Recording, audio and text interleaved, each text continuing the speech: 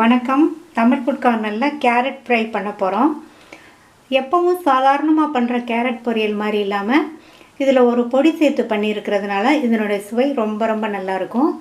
Carrot பிடிக்காதவங்களுக்கு கூட இந்த fry ரொம்ப பிடிக்கும். இப்போ எப்படி பண்ணுறதுன்னு பார்க்கலாம். இது வரைக்கும் நம்ம சேனலை சப்ஸ்கிரைப் பண்ணாதவங்க சப்ஸ்கிரைப் பண்ணிவிட்டு பக்கத்தில் உள்ள பெல் பட்டனை கிளிக் பண்ணிக்கோங்க. கேரட் ஃப்ரையில் சேர்க்குறதுக்கு ஒரு பொடி ரெடி பண்ணணும். இந்த மிக்ஸி ஜாரில் 1 டீஸ்பூன் கொத்தமல்லி விதை, அரை டீஸ்பூன் சீரகம், 7-8 பூண்டு, பூண்டோட தோல் உரிக்காமல் சேர்த்துக்கங்க. அடுத்து 3/4 டீஸ்பூன் மிளகாத்தூள் உங்கள் காரத்துக்கு தகுந்தபடி சேர்த்துக்கங்க. இதை தண்ணி சேர்க்காமல் ஃபஸ்ட்டு கொரப்பாக அரைச்சிக்கலாம். இந்த மாதிரி கொரப்பாக அரைச்சிட்டு அது கூட 2 டேபிள் ஸ்பூன் தேங்காய் துருவல் சேர்த்துட்டு ஒரு சுற்று மட்டும் சுற்றி எடுத்துக்கலாம். கடாயில் 2 டேபிள் ஸ்பூன் எண்ணெய் விட்டு சூடாயிடுச்சு. அதில் அரை டீஸ்பூன் கடுகு பொரிஞ்சதும் அதில் 1 டீஸ்பூன் உளுந்து வறுபட்டு பொன்னிறமாக வந்துருச்சு. அது கூட கறிவேப்பிலை, 2 காஞ்ச மிளகாய், இது கூட பொடியாக கட் பண்ண 1/4 கிலோ கேரட்டை சேர்த்துடலாம். கேரட்டை நல்லா எண்ணெயிலேயே ஃப்ரை பண்ணிக்கணும். 2 நிமிஷம் போல் எண்ணெயிலேயே ஃப்ரை பண்ணிக்கலாம். வதக்கி விட்டாச்சு. இது கூட 1/4 டீஸ்பூன் மஞ்சள் தூள், இந்த ஃப்ரைக்கு தேவையான அளவு உப்பு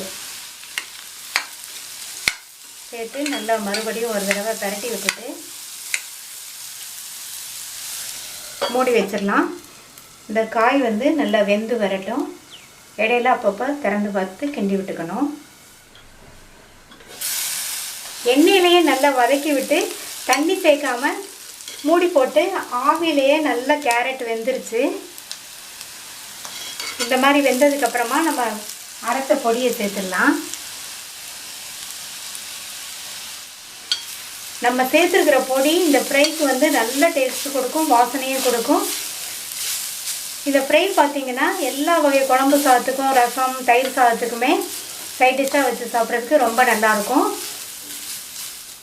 சாதாரணமாக கேரட் பொரியல், கேரட்டை வதக்கிட்டு தேங்காய் துருவல் போட்டு சிம்பிளாக பண்ணுவோம். இன்றைக்கி இந்த பொடி போட்டு பண்ணியிருக்கிற ஃப்ரை பார்த்திங்கன்னா லேசான காரத்தோட மல்லிப்பூண்டு வாசனையோட ரொம்ப சூப்பராக இருக்கும். இது இந்த பொடி போட்டதுக்கப்புறமா ஒரு 2 நிமிஷம் அப்படியே சிம்மில் இருக்கட்டும். சிம்மில் வச்சு 2 நிமிஷம் ஆச்சு. கடைசியாக அதில் கொஞ்சமாக கொத்தமல்லி தழையை தூவிட்டு ஸ்டவ் ஆஃப் பண்ணிடலாம். ரொம்ப சுவையான, வாசனையான, வித்தியாசமான முறையில் பண்ண கேரட் ஃப்ரை ரெடி.